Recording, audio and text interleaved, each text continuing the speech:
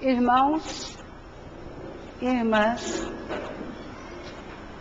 aqui presentes no São Francisco de Assis, boa noite. É com muita alegria que nós nos encontramos nesta casa de oração, de ensinamentos e aprendizados. Que a paz de nosso Mestre maior Jesus nos envolva a todos.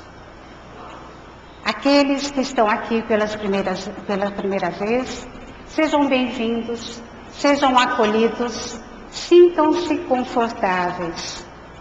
Aqueles frequentadores amorosos de todas as terças-feiras, sejam bem-vindos também. Aos trabalhadores da casa, o nosso abraço fraterno. Aos internautas que nos acompanham ao vivo pelo site adde.com.br, boa noite. Queridos irmãos, esta casa, sob a inspiração de Francisco de Assis, nesta noite se propõe a fazer uma reflexão à luz também do Evangelho de Jesus e à luz dos ensinamentos dos nossos queridos mentores da doutrina kardecista. Escolhemos para refletir essa noite o tema 24 horas de presente. E para iniciar a nossa reflexão, nós escolhemos um poema de Emmanuel, Espírito de Luz, através da psicografia de Francisco Xavier. Nos deixou sobre esse tema o seguinte recado: cada dia é um país, cada hora é uma província de 60 unidades.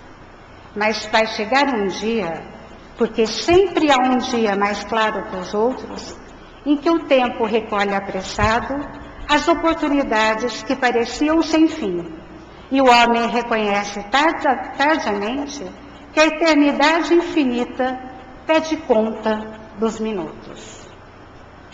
Muitas vezes nós ouvimos falar que o cristianismo, a moral cristã, focou muito a vida futura, enalteceu muito aquilo que há de vir, as compensações de uma vida espiritual, deixando para trás a necessidade de valorizar o presente. Hoje, o nosso objetivo é justamente mostrar que não é bem assim. Jesus valorizou sim o tempo presente. No seu Evangelho, são várias as passagens em que ele trata desse tema, com metáforas que nós bem lembramos, das aves no céu e dos lírios no campo, dizendo que nós não devemos preocupar com o dia de amanhã, que basta ao dia de hoje as preocupações, e que se fizermos bem os nossos deveres, se nós sermos éticos, se nós lembrarmos de estar feliz, de regozijar a vida, então estaremos preparados para o amanhã. Não nos preocupemos muito com o amanhã. É uma mensagem reiterada no Evangelho de Jesus. E dentro da doutrina espírita, também, a codificação está plena de mensagens de mentores que deram esse recado. Aproveite a atual vida, que está em suas mãos. O livre-arbítrio é para ser usado. Estão aí as oportunidades e nós devemos fazer, durante essas 24 horas, o melhor uso possível. Existe a ideia que permeia esse assunto de que nós devemos aproveitar o dia no sentido, talvez, de deixar a vida levar, de não nos ater às necessidades básicas que nós temos. Existe um conto da África, que diz o seguinte sobre esse assunto. Um explorador branco estava muito ansioso para chegar ao seu objetivo, no coração da África. A sua equipe usava para carregar os seus apetrechos, equipamentos, os nativos tribais daquela localidade. E então, ele oferecia um salário extra para que eles andassem mais depressa. E assim, durante muitos dias, eles apressaram o passo. Até que certa tarde, porém, eles sentaram, depositaram os fardos e se recusaram a ir adiante. O explorador começou a ofertar mais dinheiro ainda, mas nada os fazia mover. Então, ele finalmente perguntou o porquê daquela atitude e obteve a seguinte resposta: andamos depressa demais nesses dias. Já não sabemos o que estamos fazendo. Agora precisamos parar e esperar as nossas almas chegarem. Realmente, às vezes, nós queremos atropelar e fazer o tempo passar na medida que nós achamos que ele deve ser. Devemos entender que existe um tempo físico, um tempo cronológico igual para todos. E existe um tempo interior, que é o jeito peculiar de cada um de nós lidarmos com o tempo cronológico. Mas como conciliar? Como conciliar essa dádiva do dia de 24 horas, fazendo com que ele renda, com que ele atenda às nossas necessidades básicas também, fazendo a alma, o espírito e o corpo caminhar junto. André Luiz, o espírito de André Luiz, nos oferece uma sugestão a respeito disso. E é sobre ela que nós vamos falar. André Luiz propõe, através da psicografia de Francisco Xavier, que nós aproveitemos o dia da seguinte forma: 8 horas para o repouso, para o sono, 8 horas para o trabalho, 8 horas para o lazer. Dentro desse esquema que envolve, que abrange as 24 horas que nós temos para usufruir, nós vamos ter algumas prioridades que nós vamos encaixar aí. Vejamos por que é importante o sono, o trabalho, ou melhor, antes do trabalho, o sono, ou depois do trabalho, o sono.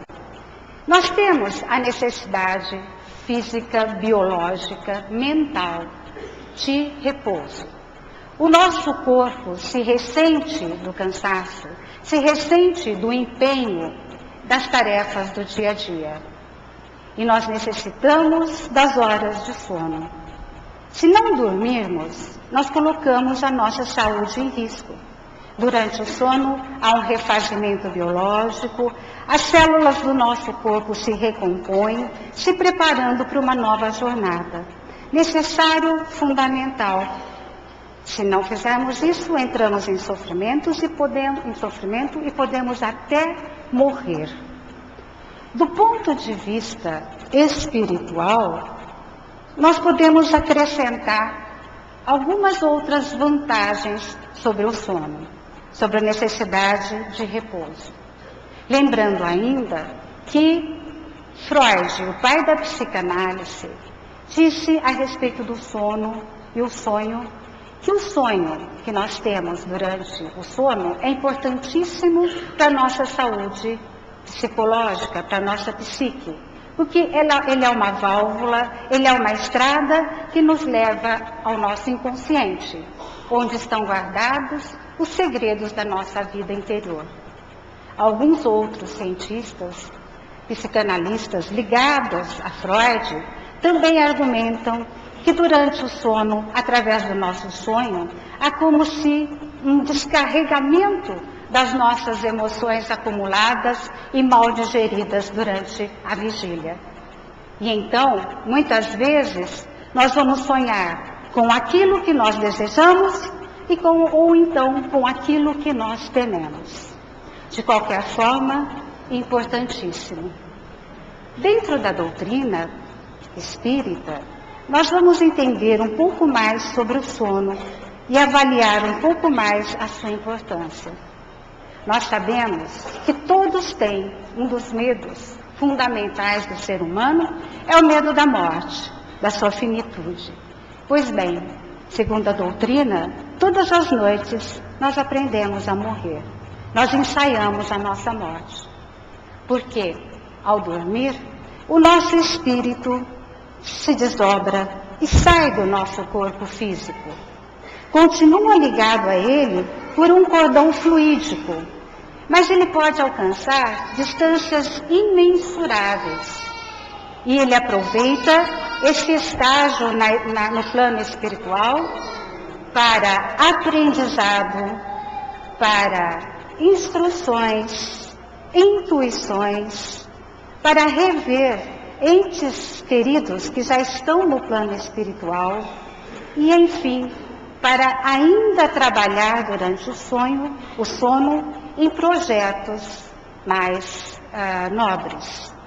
Isso quando nós temos um dia muito bom, um dia com sintonia elevada.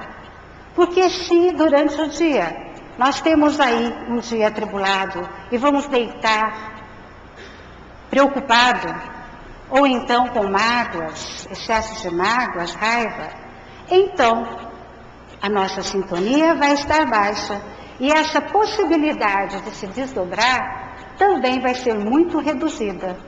O espírito pode se desdobrar, mas vai continuar ali nas imediações do corpo físico. Nas imediações do corpo físico, na crosta terrestre, nós sabemos que as companhias podem ser de má qualidade. Então, acontecerão, ao invés das boas intuições, as más influências. Ou então, se somos muito apegados à matéria, durante esse desdobramento, no máximo vamos dar continuidade para as questões materiais. De qualquer forma, com sintonia alta ou não, ao acordarmos nós esquecemos. Não lembramos mais de quase nada. O que fica de recordação é o que nós chamamos de sonho dentro da doutrina.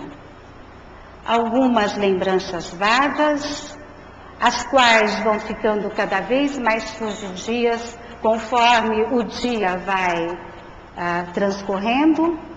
E quando nós vamos lembrar de algum sonho, ele é sempre meio impreciso, porque a gente costuma, na vigília, complementar as lacunas do que nós esquecemos com uma série de desejos ou frustrações. Então, muito cuidado, ao lembrar dos sonhos, ao interpretar os sonhos. Há que se ter muita cautela. As intuições vão permanecer e serão usadas nas ocasiões em que se fizerem necessárias, de uma maneira natural, sem forçar. Nós não poderíamos lembrar dos nossos desdobramentos durante o sono na íntegra, porque nós não aguentaremos viver em duas realidades, em duas dimensões diferentes. Seria fastigante, elevaria provavelmente à loucura. Então, esse esquecimento é benéfico. Nós vamos tomar decisões e vamos agir segundo o nosso livre-arbítrio, tendo assim mais mérito ou não. Bem, Então, o sono teria esse valor agregado.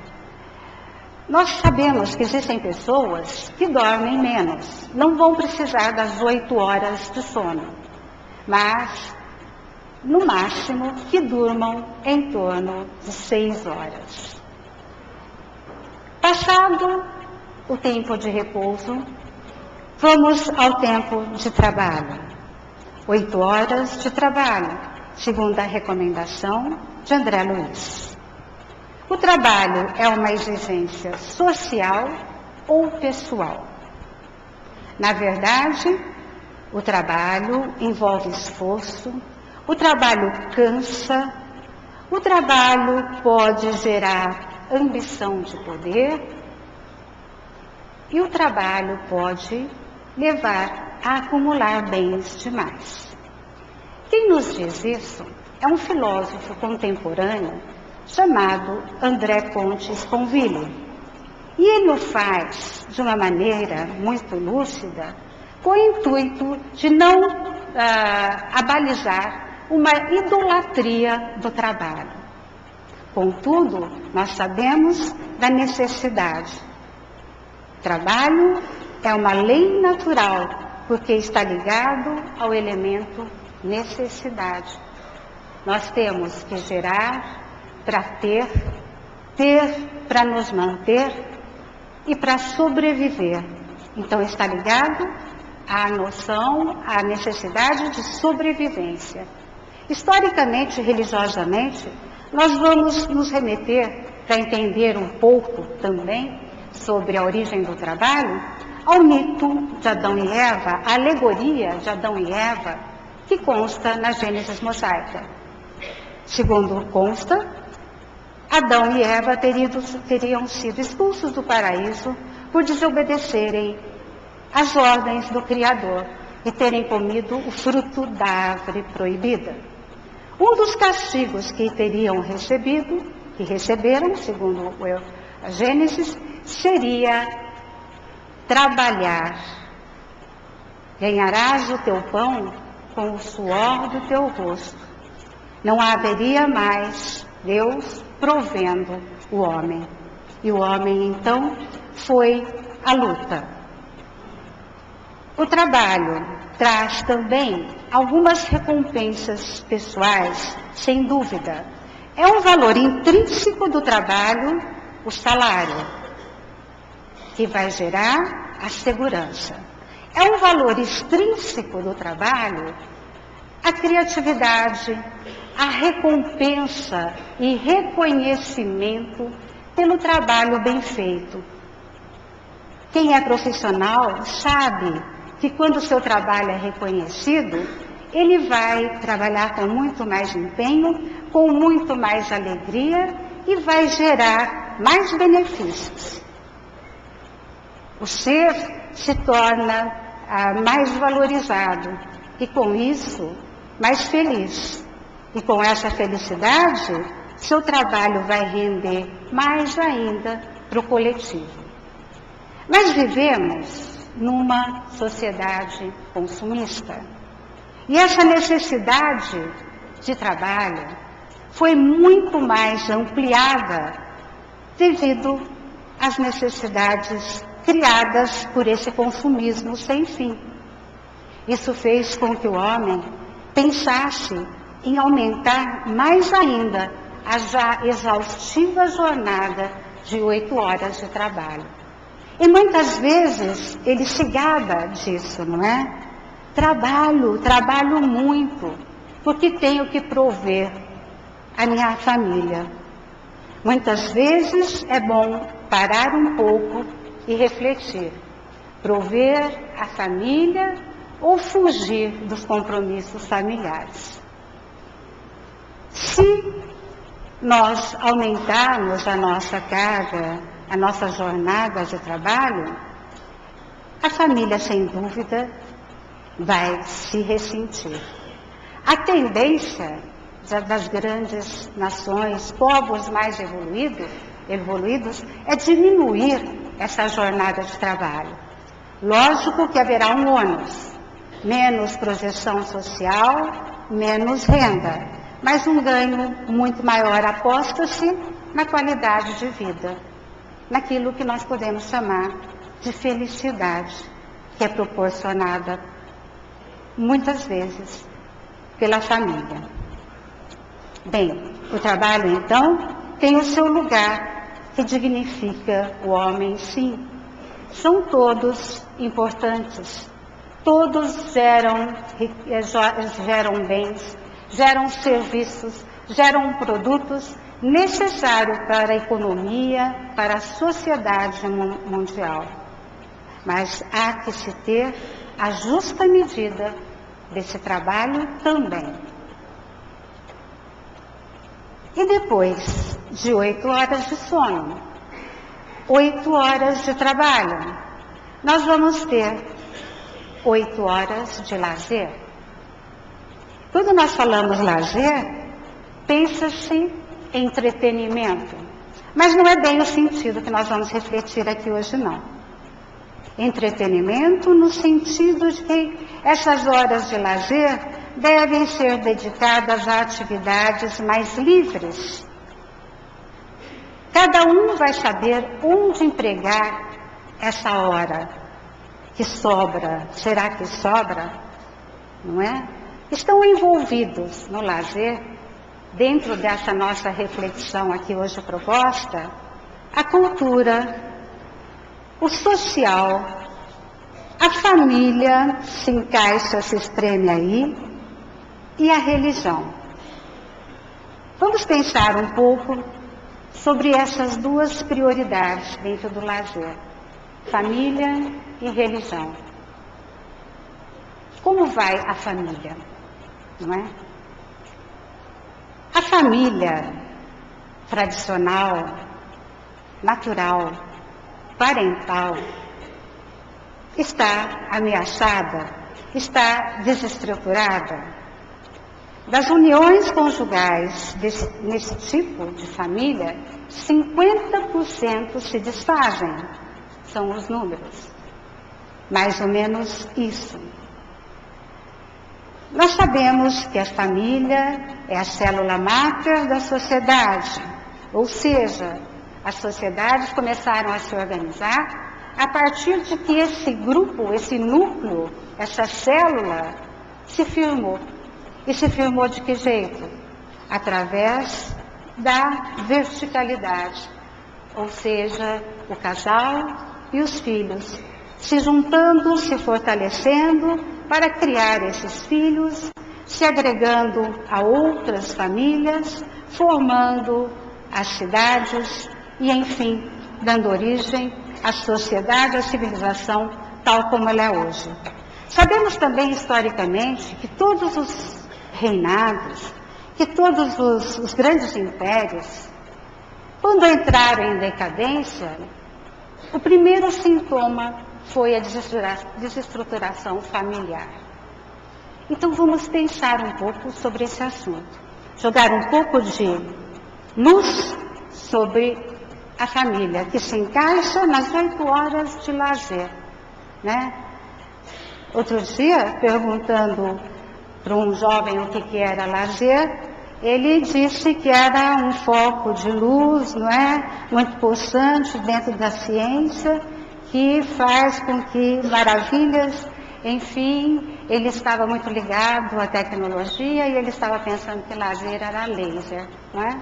Então vamos jogar um pouco desse feixe de laser em cima da família e refletir junto. Para os espíritos, família, prioridade absoluta. Tira do sono, tira horas do sono, tira horas do trabalho. Por bem ou por mal, acaba tirando mesmo, não é? Nós sabemos que a família é aquele ninho, é o nosso lar, é o nosso aconchego, é o lugar onde nós podemos chamar de nosso. E é onde nós temos os nossos irmãos, nossos pais. Só que hoje, com os tempos pós-modernos, a família está um pouco mudada. Ela está mudando de feição. E surgem novos tipos de família.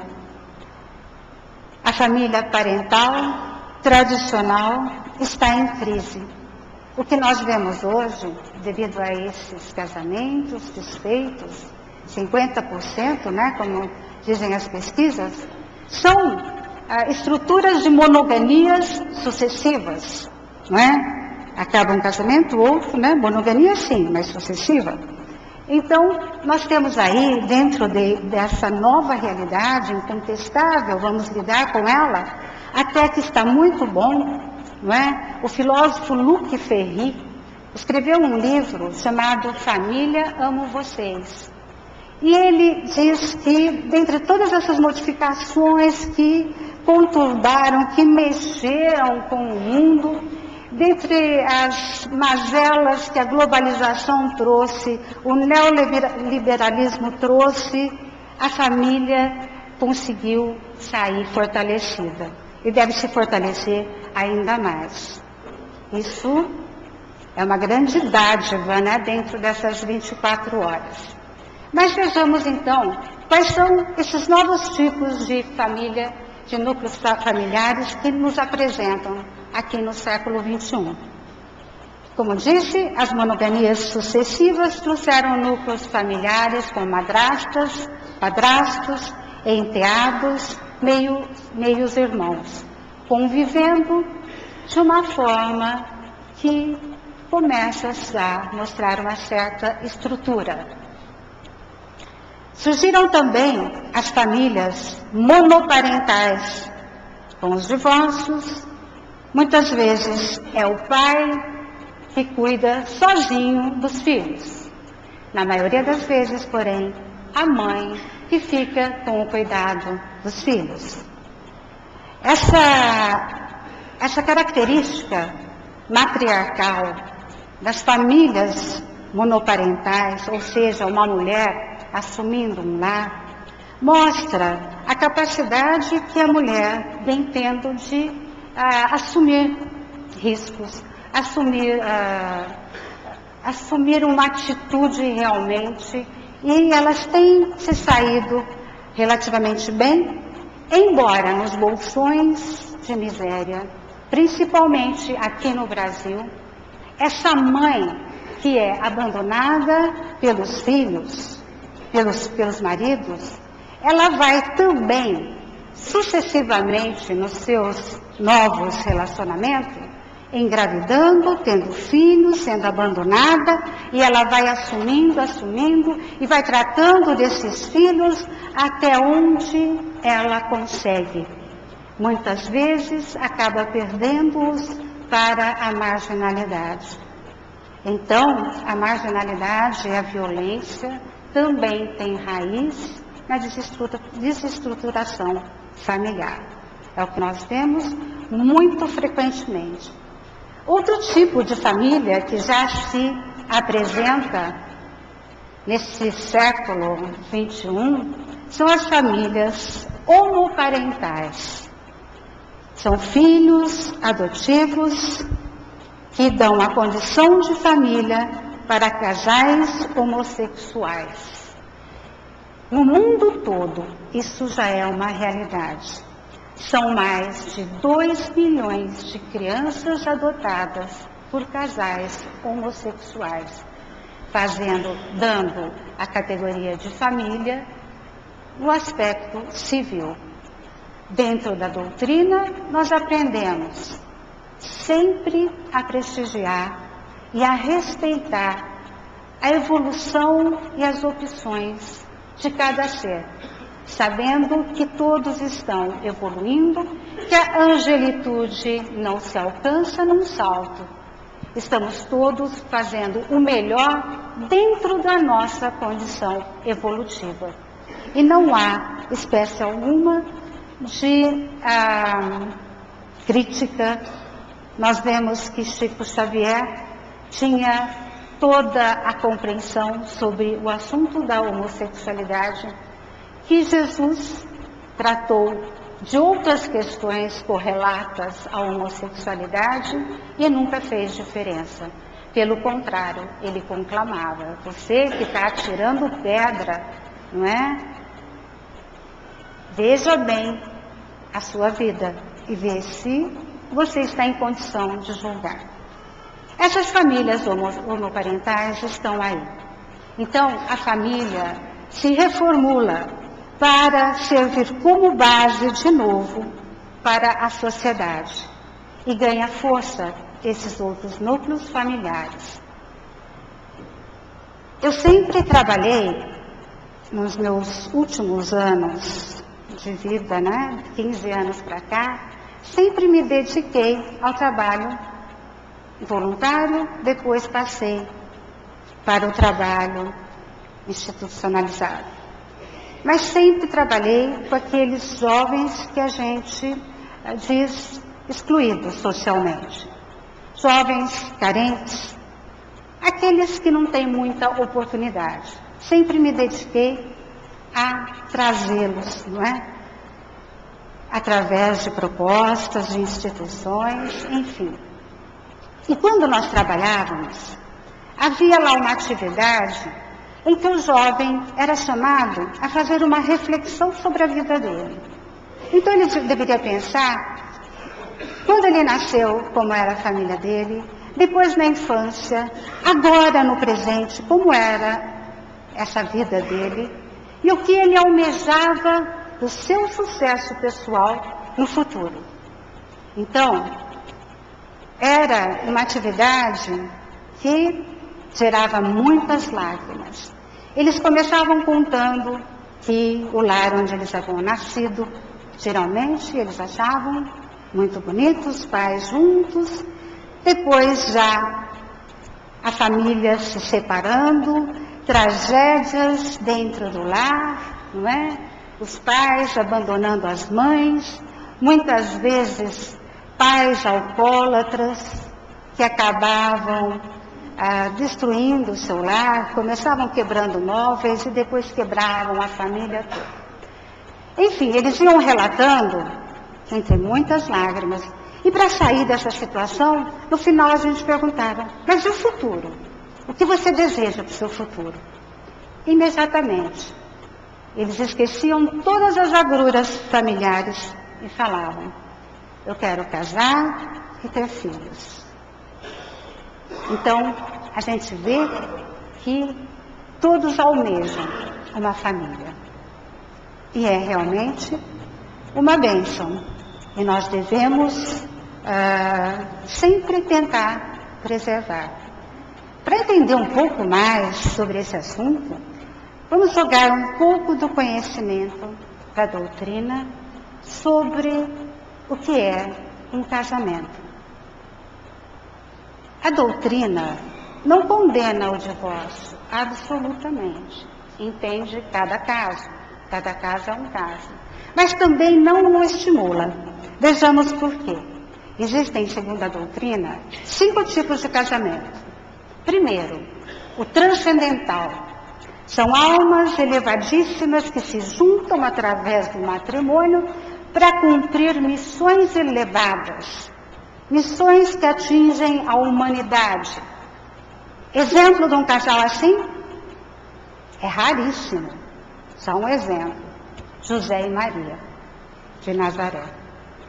Raríssimo o casamento dessa forma.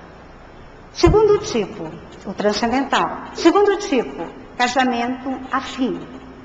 São almas muito semelhantes que se juntam numa união com objetivos nobres de constituir família, de formar filhos que vão ser bem direcionados.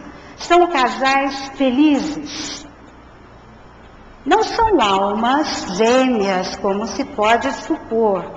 Absolutamente, dentro do kardecismo, usamos essa noção de que alguém seria metade da laranja de outro. Não, nós temos o nosso caminho evolutivo, somos todos, caminhamos com os nossos próprios pés.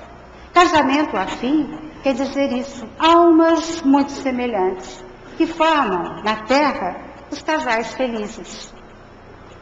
Se o primeiro caso, transcendental, é raríssimo, o segundo caso é muito raro.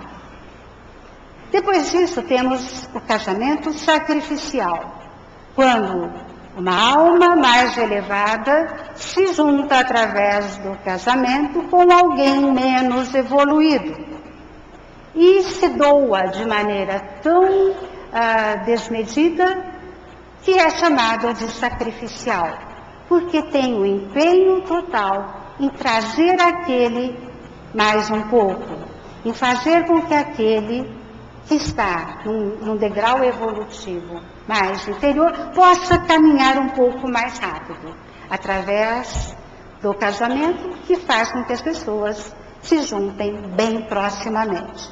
Esse casamento sacrificial já acontece muito aqui na Terra, já tem um número bem maior, mas ainda não é o majoritário. Depois vem o casamento acidental, puro erro de cálculo, leviandade. Aqueles que se casam sem pensar no que estão fazendo, ao impulso, muitas vezes de uma atração física, outras vezes de outros interesses, outras vezes porque alguém fez com que eles casassem, outras vezes por causa de um filho, né, que surge de repente e eles então acham que tem que casar. Acidente no sentido de que não foi planejado, casamento acidental. Esse colabora muito para os 50% das separações. Muito numeroso hoje em dia, não é? Vai ser desfeito, vai recomeçar, enfim, está aí. E finalmente, o casamento, o 5 tipos de casamento, onde quase todos nos enquadramos, que é o de provação ou de expiação, onde almas que têm algo em haver, que têm ajustes a fazer, se unem em matrimônio e vão viver aí essa união com altos e baixos, mas uma união que foi planejada para que eles se entendessem, se tolerassem, se burilassem as diferenças. E para que isso aconteça, para que esse casamento, para que essa união chegue a um bom termo, conta-se com todo o amparo da espiritualidade. Mas muitas vezes a separação acontece e o divórcio vem. Quando isso acontece, é regra. Não é? Por isso que a gente diz que o Espiritismo não apoia muito o divórcio. É preciso entender bem essa questão. A regra é, saiu da união antes que fosse possível fazer os ajustes kármicos, os débitos, então uma nova oportunidade numa outra existência futura vai colocar esses cônjuges de novo sob o mesmo teto, dando a oportunidade de ressarcirem essa dívida que ficou em haver, talvez com outros papéis, para amenizar um pouco. Mas houve um ganho de qualquer forma nessa tentativa que se acaba de fazer. Nós dissemos que isso é regra, mas há exceções. Cada caso é um caso. O casamento são duas pessoas.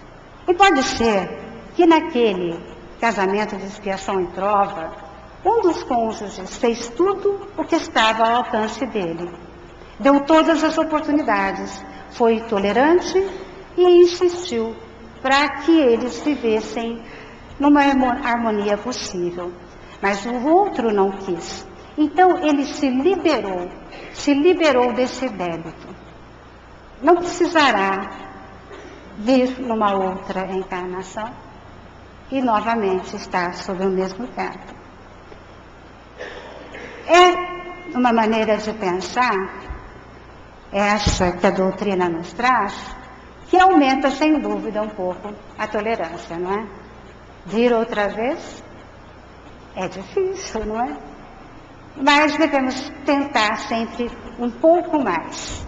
Se nós tentarmos um pouco mais, salvar o nosso casamento, salvar a nossa união, salvar a nossa família de um divórcio, ninguém pode prever a quantidade de bênçãos que cairá sobre todo aquele grupo familiar. Bem, falamos então da importância da família e como ela se enquadra dentro dessas 24 horas de presente. Dentro do lazer, acompanhada dos aspectos sociais que a criatura escolhe e dos aspectos sociais para o seu crescimento e da importante alavanca evolutiva que é a religião. Dedicar horas ao crescimento espiritual. A religião, nós sabemos, é um mecanismo que vai contemplar as questões existenciais do homem. A filosofia, as doutrinas filosóficas, têm a mesma proposta. Então nós podemos dedicar as religiões para o nosso crescimento, podemos também dedicar as doutrinas filosóficas. Ambas promovem um crescimento do homem, fazendo-o valorizar essa vida, fazendo extrair dessa vida tudo que ela tem de bom, para que nós possamos ser felizes e evoluir. A diferença está que a religião nos oferece um crescimento, nos oferece respostas que a filosofia entende de uma outra forma mais limitada. Se limita entre nascimento e morte. A filosofia teria mais os pés no chão, motivado pela razão. A religião tem os pés no chão, mas os olhos no céu. E oferece uma vida futura como recompensa. A filosofia pensa de onde eu vim, onde estou, para onde vou, se é que vou. A religião diz de onde viemos, onde estamos e para onde vamos, com certeza. Mas é uma questão de fé. Essa fé fundamentada ou não em dogmas, por religiões diversas, são vários os caminhos que levam à nossa evolução. Tem dentro da doutrina espírita esses caracteres fortes da filosofia, da ciência e, enfim, da religião. A doutrina espírita começou como uma pesquisa científica, com método científico, desenvolvido por Kardec. Vieram as revelações que acrescentaram os aspectos filosóficos a ela. Esses aspectos filosóficos estavam muito ligados a uma moral, a uma ética, chamada ética moral cristã. E a doutrina espírita, na codificação, num dos últimos momentos da sua reflexão na codificação, Kardec e os espíritos acharam de bom senso que nos tornássemos uma religião baseada na moral cristã. Mas a religião espírita acha que todas as religiões são elevadas e que todas conduzem ao mesmo fim. Emmanuel, o nosso guia espiritual, o nosso mentor espiritual, diz que a humanidade, nesse terceiro milênio que nós estamos entrando, avançará para a síntese religiosa. É o que todos nós almejamos, que caiam as barreiras entre as religiões. Estas não são inteligentes. Estas devem ser superadas pelo amor fraterno, pela vontade que nós temos de crescer. E para crescer precisamos estar juntos, todos juntos. Nós vemos nos grandes atos ecumênicos que acontecem nos eventos grandiosos que acontecem no orbe, essa tendência. As religiões que mais se endurecem nesse sentido de se juntarem, estão ainda muito atreladas a uma parte política junto ao seu povo, à sua nação. E aí fica um pouco mais difícil de fazer essa libertação. Nós almejamos e achamos que isso é, sim, um grande passo evolutivo da humanidade. Assim, falando da família, falando da religião, dentro das horas de lazer, falando sobre a necessidade de repouso, falando sobre a necessidade do trabalho, nós vamos preenchendo essas 24 horas que ganhamos de presente. A verdade é que o presente é uma dádiva, está em nossas mãos. E se não está em nossas mãos, está pelo menos à nossa frente. Valorizar o aqui, o agora, aqui como o lugar em que estamos, o devido lugar em que estamos. Agora, com aqueles que são os nossos companheiros de viagem, que por enquanto estão ao nosso lado. Vamos bater palmas enquanto a fanfarra toca. Depois que ela passou, nós não vamos conseguir, pelo menos por hora. Então, enquanto os nossos entes queridos estão conosco, vamos usufruir da companhia.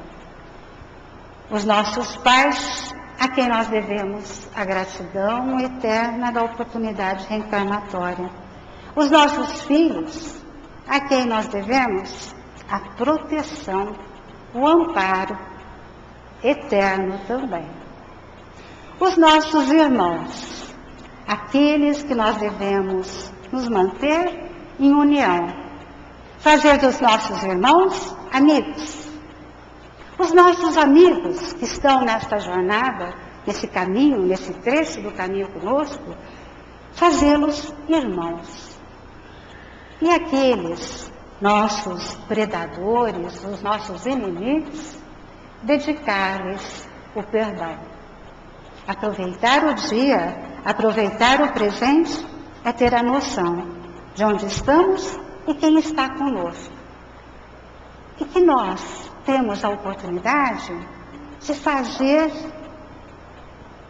alegria em nossos dias, de trazer mais felicidade, principalmente se tivermos essas diretrizes éticas, esses valores morais a nos nortear, dados pela religião, dados pela filosofia.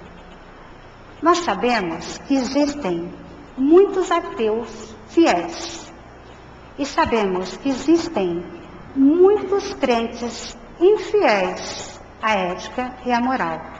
A doutrina espírita aposta na salvação de todos, através do esforço, através do mérito, através do aproveitamento da vida atual. Alegria, regozijo de estar vivo. E se o dia de hoje não for tão florido, devemos saber buscar, devemos cavar um tesouro, aprender a semear. Nós começamos a nossa reflexão desta noite com um poema de um espírito iluminado chamado Emmanuel. Nós vamos pedir permissão para concluir a reflexão desta noite lendo um poema de uma alma iluminada aqui presente, que traz um poema chamado Desbravador. A autora chama-se Lucila Papacosta Conte, e a mensagem é bem oportuna. Todos os dias escavo, cavuco, preciso encontrar o tesouro. Levanto-me pronta para o ardor, a dor, nos braços, na alma, o peso da pá, o fardo. Muitas vezes a unha e elas sangram, suo, choro. Muitos dias, os mais negros, sento-me Em alguns, devolvo a terra ao buraco. Já soquei, desesperei, parei.